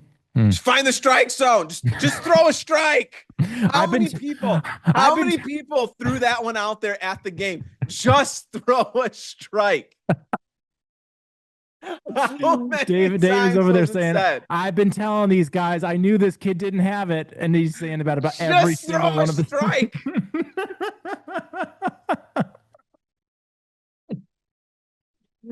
I'm trying. Yeah. That's what I always want the minor leaguers to say something back. That'd be great. I want some exchange. Interaction with the fans. Absolutely. That would be good stuff. I think at the double A down, you should be able to say something back to any sort of heckler or any sort of fan calling you out. You can respond. Family friendly response. One of our minor league scripts, the team is going to be unaffiliated, so they're not going to have as stringent of rules. So we're going to write in some back and forth exchanges between the fans. Yeah. So St. Paul Saints is the first nominee for our Little Squeezers Award. The next nominee is the Reds Pirates game. I believe this was beginning of May, maybe May 1st, something like that. In the bottom of the second inning, Reds starting pitcher Rhett Lauder and reliever Connor Phillips combined to give up 7 straight walks, resulting in 5-run inning as 10 batters came to the plate without notching a single hit. 7 straight walks between 2 pitchers. There's something going on with that mound at that point. It's like they had fallen into some sort of vortex. There's a hole there they just can't dig themselves out of. Impressive. It's impressive. I mean, to not be able to find a strike zone what do you do if you're I'm just thinking about Terry Francona in that moment. I'm just like, he's looking over at his pitching coach going, anybody? Anybody? Is there anybody who can throw a strike here? Tito hadn't seen that before. And Tito's kind of just going, I can just imagine. I can just imagine Tito going out there like he did for the Trevor Bauer. Like, when did you ever see the Trevor Bauer Oh throwing the yeah, yeah, ball yeah. over the side of Same, the wall? And yeah, it's like, what the F are you doing? yeah. I did Tito doing the same thing, just like walking out there after he walks the seventh guy in a row, being like, Well, you could just imagine he's going out to the starting pitcher. He gets him. He probably goes out to the reliever and goes. At that point, he's probably just like, "You're "Get done out, here."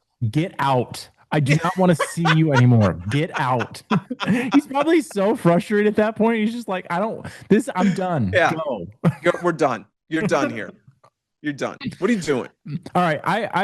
To be honest, I didn't understand this category, so I threw one under this, and I don't even know if it fits.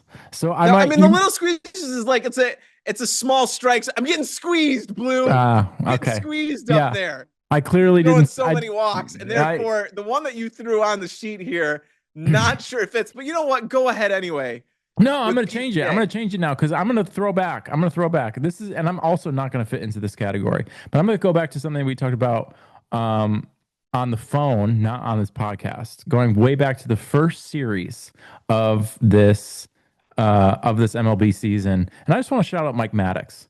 And he's in the Getting Squeezed Award category or the Little Squeezers Award category because he will go out, and I just love how every single time Mike Maddox, pitching coach of the now Washington Nationals, he's been on I think 15 different teams. Every single staff He does across the the league. claw, the hawk claw, where he will go out and when he does a mound The visit, Vulcan death grip, yes. and sometimes he does the But it's a double. grip of love. Like It it's there is. to calm him down. I Hey, bring for that you. up. The story that we told and the thing that we found really cool was it was a young pitcher for the Washington Nationals starting in Wrigley, and he got beat up in the first inning, and Mike Maddox just kind of walks slowly out there, and he just sets his claw right on the kid's shoulder, and the first thing that he does is make the kid laugh, which is exactly what What you want. kid, Absolutely. exactly what that kid needed. So I'm taking this opportunity to shout out Mike Maddox. Way And to you go, know what? Mad Dog. Here's the thing, even though it didn't fit the category, the winner of our very first Little Squeezers Award is Mike Maddox. Congratulations. And the Mike Maddox claw on the shoulder. Yeah. Well, Mike. We're only giving it to Mike because we don't actually have two trophies to give out. So the other two candidates they would have to share the trophy, and we just give it to one guy. So yeah, there you go. All right, well, let's wrap up with some predictions. Time to make some predictions. We can do this somewhat rapid fire here. Kyle Schwarber at this moment in time has 30 home runs. I'm going to give you some over-unders here. Schwarber, over under 59 home runs. I'm going to go under. Okay. Can you give your answer to each one of these so I'm not the only one who's on the hook for this? Yeah, I'm going to go over. I think Schwarb's tops off at about 62. I was going to go just under. I was going to go like 57, 58. No, I'm going to go 62. The Phillies will be in a little bit of a tight race with the Braves. And I think that Schwarber is one of the best. I loved Kyle Schwarber. I don't think the Cubs should have kept him, and he would not have had the same success that he has had in his career had he stayed with the Cubs. And so I'm very happy that he left, and I'm very happy for the success that he's having with the Phillies. All of that being said, that was a little bit of a side there. But I think Schwarber shows up. I think the heat's on the Phillies a little bit if they want to win a third straight division title. So I think Schwarber shows up, hits some more dingers. I think I'll get over the 60 hump. I wish he was not doing it for the Phillies, but I mean, yeah. Besides that, I'm happy for Kyle. The Chicago White Sox, the Pale Hose, they're one of those teams that's definitely punching above their weight, overperforming like crazy right now. I believe I checked as of today, they are in first place, and they're going into a series with the Guardians, who are knocking on the door first this weekend. The White Sox over under 82 wins. This was tough, honestly, because part of me is like, I'm starting to believe in the White Sox a little bit, but the other part of me is like, who else in the division is going to step up? I'm going to go Nobody. under. I'm going to go under only because we have recent history of teams in the AL Central having good second halves, and I think another team in the AL Central having a good second half will spell um, a little bit of regression. Not that it's necessarily correlated, but I think the White Sox have a good first half of the season. I think they regress a little bit here in the second half. So I'm going under. I I agree. I'm also going under, and it's just a recency bias of the past few years of like, well, it's not even recency bias. It's like, but this is just who the White Sox are. Yeah. This is what they have been forever. And like, as much as it's a good story right now, even saying that as a fan of a team from the North side, like I like that the White Sox are having success. I just don't think that they know how to handle that success. They don't know how to sustain that. It's a great story. I am rooting for them, but I don't see them carrying this through the second half of the season. And they'll be a team to reckon with in years from now, right? Like that they'll be good. They'll One be would think, yeah. I mean, they got some good young players, so and I I just again don't think big it's fan of this Will year. Venables as well. Like I think what Will's doing is great. Yeah. So, it's a pick 'em here. NL Cy Young. This is going to be a very heated race. I think you can put four pitchers on this list, and you got to give me one of them. Mm, Jacob Mizrachi, Chase Burns, Paul Skeens, and Sanchez from the Phillies. Christopher. Christopher Uh, Sanchez. I'm gonna go Miz. I'll take the Miz on this one. I just think, and you look at again, the Cubs just played the Brewers, so we just got a dose of him. Metrics are off the charts for this guy. I just think it's all over. He's just hit. I picked the Miz. That's my answer. As do I, just because the numbers are really hard to argue with, because he's going to lead. He's going to lead. He leads the league right now in both ERA and strikeouts, and he will finish with the league lead in both of those categories as well. The thing that I really like about him, and this hurts as a Cub, that he has like that Javi Baez, I just love playing baseball attitude about him. And they say he's like a really goofy guy, kind of fun, but like you can see out there, he gets fired up at times. He's laughing, having a good time at times. I think those guys do have a lot of success that is sustainable just because they love the game. I So wish. I'm You know what also I'm hoping for Miz? I'm hoping that one time he just he gets a big strikeout at the end of an inning, maybe the second inning, just to make it even funnier, and goes for it. Abner Uribe He does one of crotch the chop it. he lifts the hands up and he starts it, but then goes, yeah, like he fakes everybody out. I just need him to fake everybody out. Just And about to then do the on the way Abner, back to the dugout, he points at Abner and he gives him gives a little wink. a Yeah, gives point a and little wink and a thumbs up. Yeah, yeah, that yeah. would be gold. Miz, Yeah. if you're I think he's listening, got it in do his arsenal. that. He seems like a Do fun guy. that. Dodgers not on pace for this win total, but I'm gonna put it a little bit higher than what they're on pace for right now. Dodgers over or under 109 wins. Under. And I can't go into the reasons why. I am going to go over. Again, right now they have 56 at this point in time, but I'm going to say they go on a heater. They get some people back. They start getting healthy. They ramp up for a another World Series run. I'm going to go over, actually. Really? That's a lot of wins. It's a lot of It wins. is. It is. No, I I think think they they're start turning on the heat. no, I think they'll be in the 100s, but I think they'll be in the 105, 106 range. Okay. Nick Kurtz right now is your RBI leader. He has 64 as of this moment. Over or under 130 RBI for Nick Kurtz. I'm going under on all of these. I'm so pessimistic. I'm going under. Okay. If you were playing in Nobody can sustain it. Everybody's going to regress to a much lower mean. and I think Nick Kurtz is really good. He's very good. If he's a big boy. He is large. If you were playing in Las Vegas, I'd go way over. But because in Sacramento, I think the word is like it's playing like a minor league park, so it's a little bit more juice. But yeah, I'm going under. I think A's have been a little bit overperforming. They might be on the verge of like becoming okay. No, I think they can compete. I think I picked them to make the World Series in our little pick'ems with Joey. or not the World Series. Sorry, not the World Yeah, Series. The you got playoffs. him picking the World Series. I did not. No, you know who I have in the World Series? I have the Tigers, The Tigers. Yeah, which is a way better pick than the A's. You yeah. know what? No, I'm going to change it. I am going to pick the A's because my picks are already out the window anyway. I'm going under. How about you? I'll go. I'll go under as well. I'll go under as well. Um, in prepping for this, do you know who has the rookie record for most RBIs? Hmm. Rookie record for most RBIs. Ken Griffey Jr. No, Ted Will. That's a good guess, though. You had to go with one of the greats. It's Ted Williams, and he had about 5,000. Well, It is. I honestly can't remember the exact number, but it was so astronomical that I was just like, no, that's not true.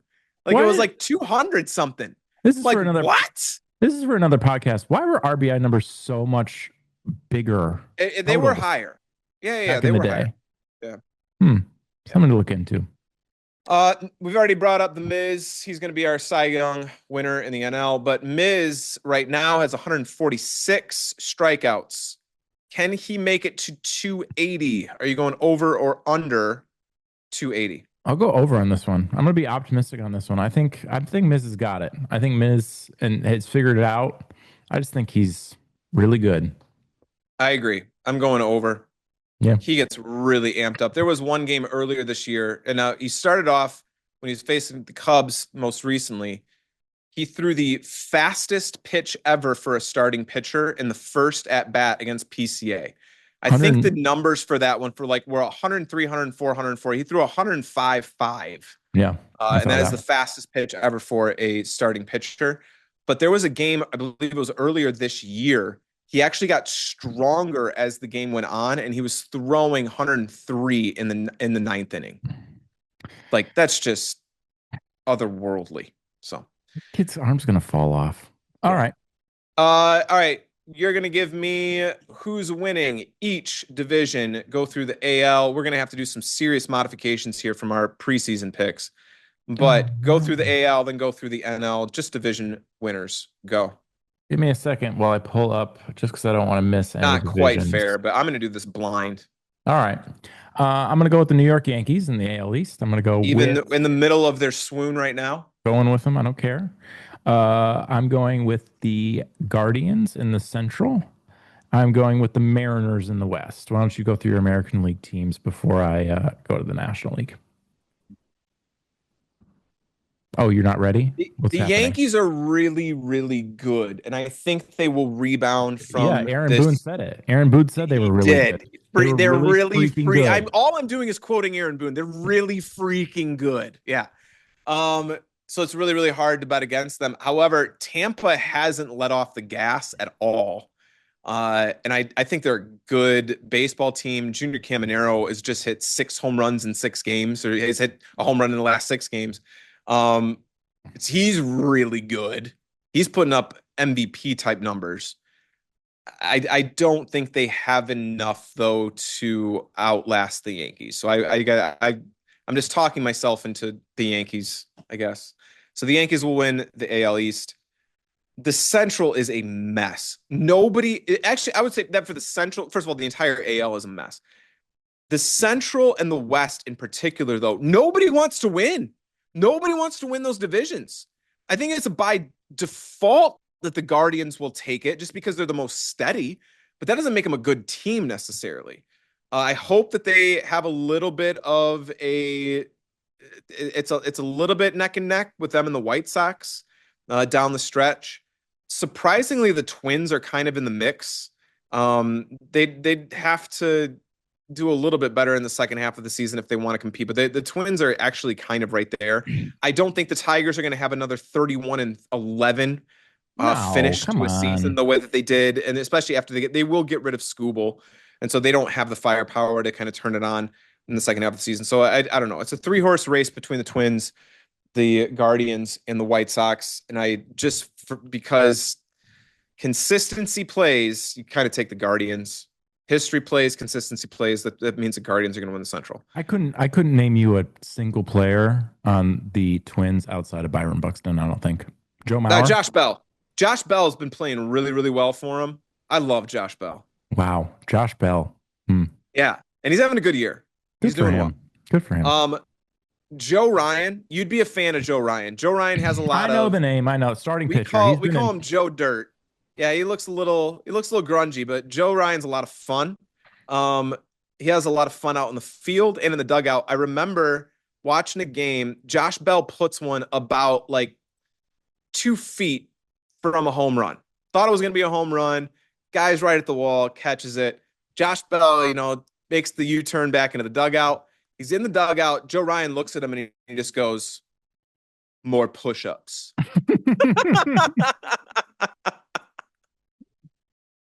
That's funny. Yeah, That's that's just good. kind of funny. That's Yeah. good. Um, they've had a little bit of an injury bug too, though. They have a lot of guys cycling in and out.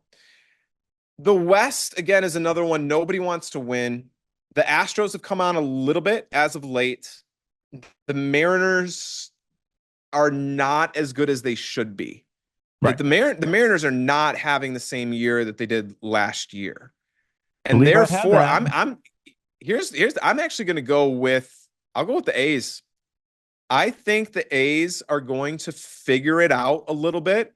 They're in contention right now. I think they have a hot end to the season. I think they win the West. Well, I guess I shouldn't have been surprised that you said that, considering you switched your World Series pick to the A's. So yeah, I Yes, get it. I Okay. have to say that. Yeah. Well, I could have had him in as a wild card anyway. All right. All Why don't right, you do give me your NL. my NL is the Philadelphia Phillies will win the East. I think they overcome the Braves. I don't even think the other two are really.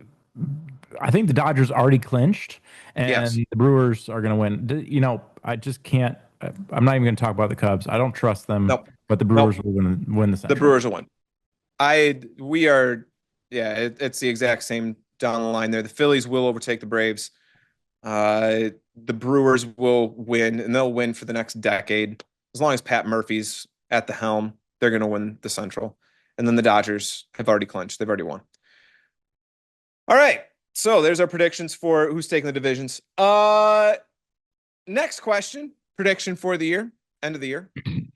Will have Abner more Uribe questions? earn another suspension? Yes, I cannot wait for what he's going to do 100%. next. I want to see what he does next. Yeah, that's You an and I are exciting in one. accord. He's definitely getting another one. That's an exciting one.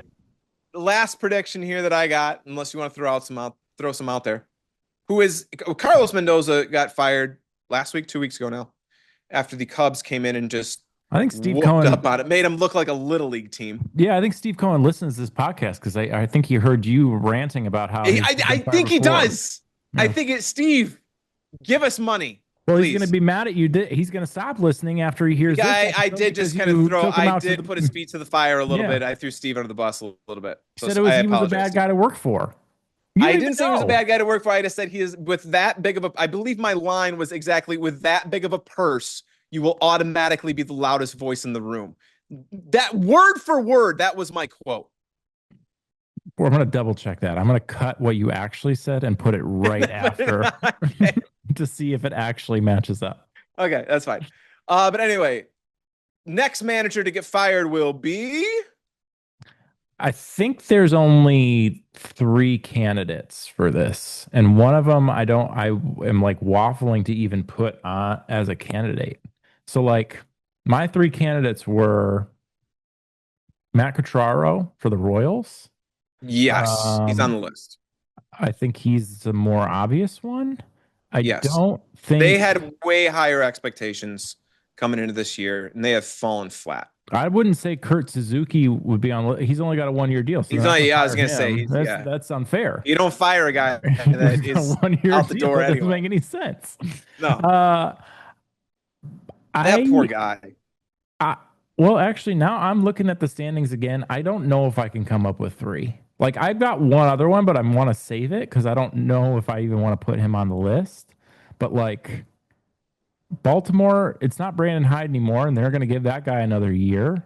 Does the Schneider guy from Toronto? No, he bought himself some time with a World Series appearance and performing the way they did in the World Series. Should have won that. All right, then I'm only going to throw out one other name, and it's Terry Francona. Yeah. I don't think, yeah. I don't think you can fire Tito, but Does he the have to walk away? Reds. Does he have to like walk away and go, I'm doing this for my Does he have health another? Does he have again? another? I got some health problems. Does, Ter- Terry can get out of any job he wants, but I got some health problems. And then come back to any job he wants. Got it And figured out. and We're to come good. back to any job he wants, being a Hall of Fame manager, like, yeah, good on Tito. That's a good move. That's a No, I good think move. it's Matt Contreras. And again, I want to be very clear. We're not calling for people's jobs. We would never, ever, No, no, no, ever no, call no. for anyone's This is jobs, the nature of the beast. except This for is Jed just Hoyer. some people get let go at the end of the year or a little bit before, just because of not producing on the field necessarily. So Yeah, no, my only two would be Cotraro and Tito. I'm going to agree with that. I do not think it would be surprising that Tito goes because the Reds were supposed to compete and they're not competing right now. But And again, if you look at the Reds, like the Reds actually have a pretty good ball club too. They have talent all up and yeah, down that lineup, and they have a lot of talent in the in with their pitchers as well. yeah, and they can prove us wrong, right? It's like they had a good Yeah. second half of the season last year too. So it's there's a lot of season left, but just projecting right now, I think that would be my list. So, Yeah. all All right, right. uh, That that's was our that. that was our mid-season review. That was our actual mid-season review right there. Congratulations to the award winners, and Yeah. look out to the people who we predicted. We'll see what happens. I think that stat we've been going for now in nearly an hour or 2 hours, so Two we're gonna wrap hours. up. I don't know if you have that stat, but we're gonna just keep that stat No, on vacation. no. We're That stat is gonna- on vacation, and he's gonna stay on vacation for a little while because we're gonna need to wrap up this show. that stat is batting average. Yeah, yeah.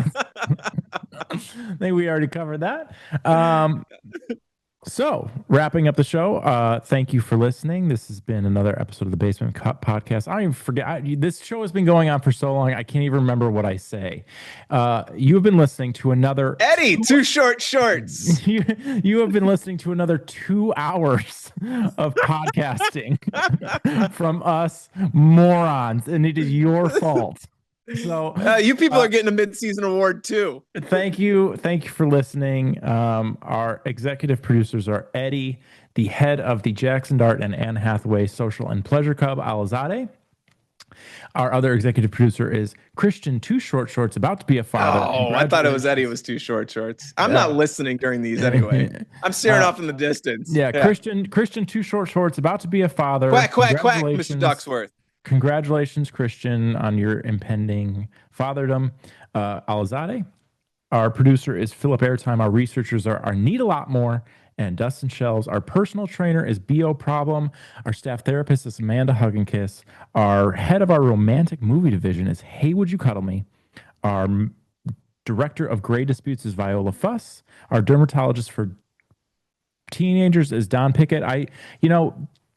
I just realized that Viola put in for summer vacation because she obviously doesn't need to work when school's not in session. And I think I totally forgot that she put in. So she's just working and not doing anything right now. She's just sitting there. She's just sitting in her cubicle. That's fine, but that sounds like an HR issue Well, that needs to come up to. Yeah, so we did hire an HR person, didn't we? But I probably just didn't hand the folder over to Pat. To the HR. Oh, Right. okay, yeah. But we have a little problem with Pat though, and I'll get to that in a second. Our quality control officer is Lois Barr, and our French dog walker is Poupon de Grasse.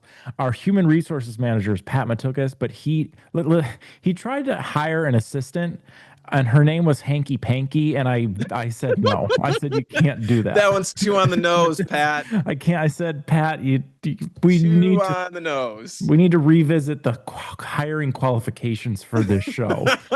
So, thank you, Click and Clack. Thank you, Bart, and thank you, Teddy Roosevelt, for all the inspiration. We will be back maybe next week. Thank you, Oral Hershiser Chevrolet.